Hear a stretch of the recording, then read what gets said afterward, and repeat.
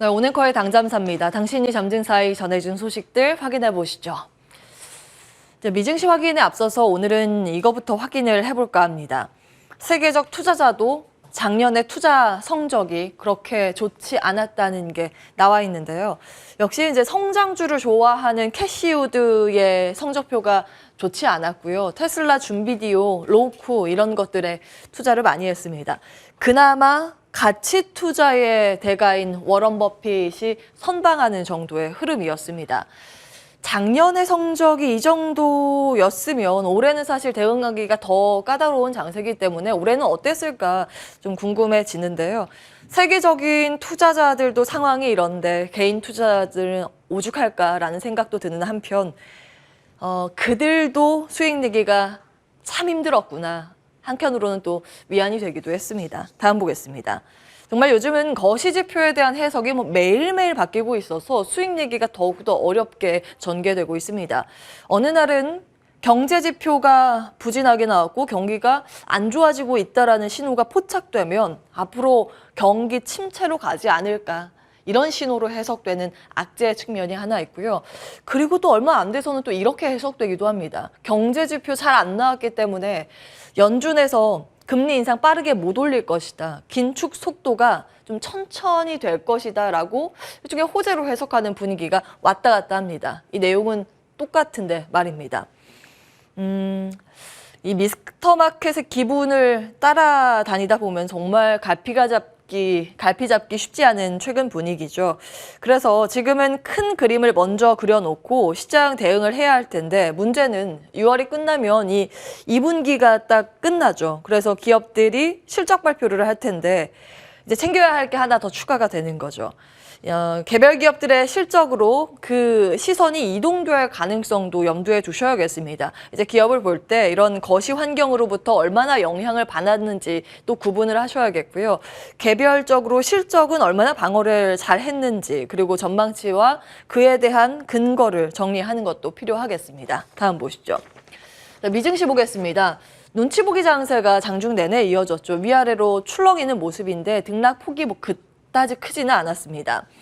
3대 지수 일제히 약보합 마감이 됐는데 제일 약했던 쪽은 기술주 중심의 나스닥 지수였습니다. 금리 반응에 영향을 받기도 했는데요.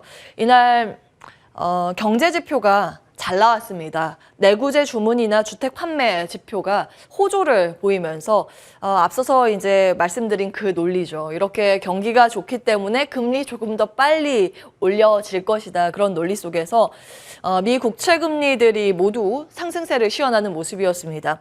그리고 5년물 채권 옥션이 있었는데 이것도 굉장히 생각보다 부진하게 나왔습니다. 이 영향 때문에 금리가 장중에 조금 더 상승폭을 키우는 그런 흐름을 받았습니다. 나스닥 지수가 딱 이 금리 상승의 그 흐름을 싫어하는 종목들이 많죠. 성장주 중심의 약세가 진행되면서 0.7%의 하락 마감하는 모습이었습니다. 다음 보겠습니다. 전반적으로 히트맵 보시면 종목들 약했다는 것을 확인하실 수가 있습니다. 아마존 2.8%가량 떨어졌고 구글도 2% 가까운 약세를 시현했습니다. 여기에서 파란불, 이렇게 상승불을 켜고 있는 쪽이 딱 두 가지인데요. 에너지 섹터와 헬스케어 정도가 되겠죠. 간밤 유가가 올랐습니다. 그 영향 때문에 에너지 섹터가 오른 측면도 있고 코로나 변이 면역 반응 개선에 대한 신호가 잡혔다는 기업의 발표 영향 때문에 헬스케어 업종, 특히 바이오텍 등이 좀 강한 모습을 보였습니다. 최근 시장 방어적인 성격이 부각되는 바이오 헬스케어 섹터라고 보시면 되겠습니다. 다음 보겠습니다.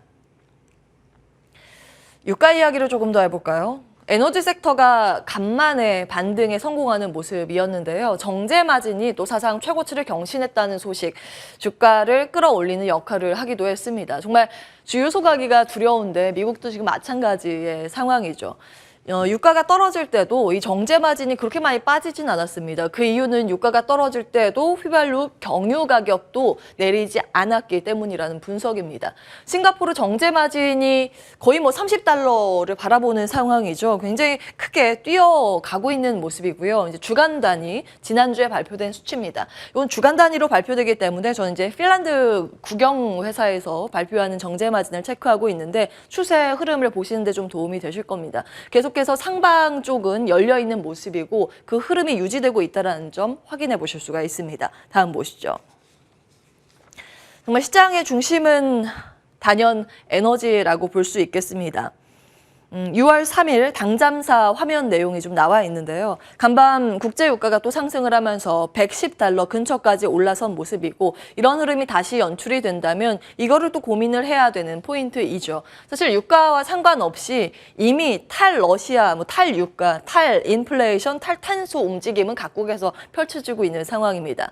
이런 것들을 피하기 위해서 그리고 각국에서 정책적인 지원이 나오고 있다 보니 투자의 아이디어로는 각종 신재생, 친환경 에너지 쪽이 부각되고 있죠. 풍력, 태양광, 수소, 또한 원전과 ESS, 전기차, 배터리 포함입니다. 이런 것들이 거론되고 있는데 오늘 총정리해 보겠습니다. 다음 보시죠.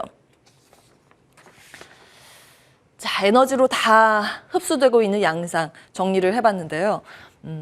이제 러시아 원유는 뒷문 인도를 통해서 지금 유럽으로 유입되고 있다는 보도가 되고 있습니다. 당당하게 또 러시아산 원유를 받지 못하니까 이렇게 경유해서 들어가는데 이게 사실 고급유가 지금 미국으로도 들어간다고 합니다. 이 주유소 가기가 겁난다고 말씀드렸는데 미국의 국민들도 차라리 이렇게 해서라도 가격이 좀 떨어졌으면 좋겠다라는 그런 심정을 토로하고 있는 실정이라고 전해지고 있습니다.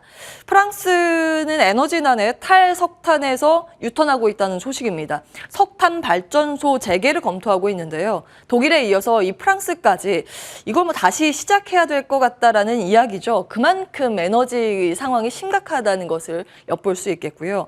일본, 지금 기후변화도 심각한 상황입니다. 더워서 전력은 앞으로 더 많이 필요할 텐데 일본은 후쿠시마 원전 사고 여파가 여전합니다.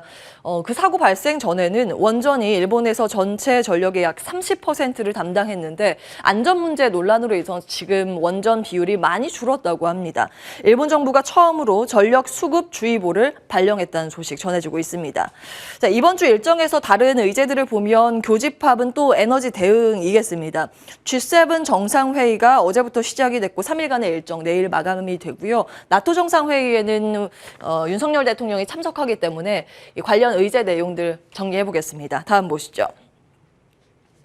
아무래도 대북 공조 논의도 있을 텐데 이 안에서 주요 이슈 안에서요. 에너지 관련 부분만 형광펜으로 좀 칠해봤습니다. 청정에너지 협력에 대한 이야기도 오갈 것이고 원자력 발전소 수출에 대한 논의도 활발하게 진행을 하겠죠. 외교 세일즈 쪽도 비중이 있고요. 전기차, 배터리, 인공지능 이런 쪽도 의제로 떠오르고 있습니다. 신재생 에너지 당연히 꼽히고 있는 상황이고요. 다음 보겠습니다. 그래서 일단 밸류체인과 좀 추가적인 내용들 살펴볼까 합니다. 6월 9일에 당잠사 화면 내용입니다. 원전 대형주는 많이 알고 계실 것 같아서 스몰캡 리스트를 그때 정리해드렸는데요. 포인트를 SMR로 잡아드렸죠. 그래서 SMR에 대한 연관성이 있는 기업, 특히 원전 매출액 비중이 높은 기업 쪽 우진을 좀 강조해서 그때 말씀드리긴 했는데 어제 이 SMR 연관성 있는 이 세 종목 모두 10% 이상 급등세를 시현하는 기업을 토하기도 했습니다. 이 내용들 쭉 살펴보실 필요가 있겠고요. 매출액 비중과 함께 최근 국내에서 또 SMR에 대한 연구 계획이 발표되고 있는 만큼 이 점도 참고해 보셔야겠습니다. 다음 보겠습니다. 자, 어제 당잠사에서 좀 준비를 해드렸다가 이제 화면이 못 나갔었던 이코노미스트지 이번에 표지인데요. 풍력 발전이 돌아가고 있는 것이 확인이 되고 있죠. 그래서 태양광과 풍력, 밸류체인에 대해서 다시 한번 좀 정리를 해보시면 되겠습니다. 풍력 타워와 하부 구조물 최근 주목받고 있는 쪽은 부품 쪽이라서 주가 반응은 이쪽이 많이 나오는 모습입니다. 태양광 섹터들 쭉 알고 계실 것 같고요. 다음 보겠습니다. 수소에 대해서 좀 이야기를 나눠볼까 합니다. 유럽 그린 수소의 진심인 모양이죠. 앞서서 말씀드린 것처럼 풍력이나 태양광 쪽에 목표치를 지금 높여잡고 있는 상황입니다. 당초의 목표치 Fit for 55라는 거죠. 1990년대에 비해서 이제 55%이 내용을 좀 절감하겠다라는 그 목표에 달성하기 위한 세부 내용입니다. 그리고 눈에 띄는 건 수소 쪽도 계속해서 목표치를 높여잡고 있다는 점인데요. 수전해 장치하고 수소 순유입 쪽 눈에 띕니다. 다음 보겠습니다. 자, 그동안 신정부의 수소 정책에 대한 불확실성이 커서 사실 수소 섹터가 부진을 면치 못하는 모습이었는데요. 최근 수소법 개정안이 통과됐습니다. 현 정부의 수소 관련 정책도 시장에서는 좀 우호적이라는 것을 보여줬다는 평가를 받고 있습니다. 이 내용도 체크를 해봤고요. 관련 테마주들 그리고 밸류체인들 정리해 보시죠. 온앵커의 당잠사였습니다.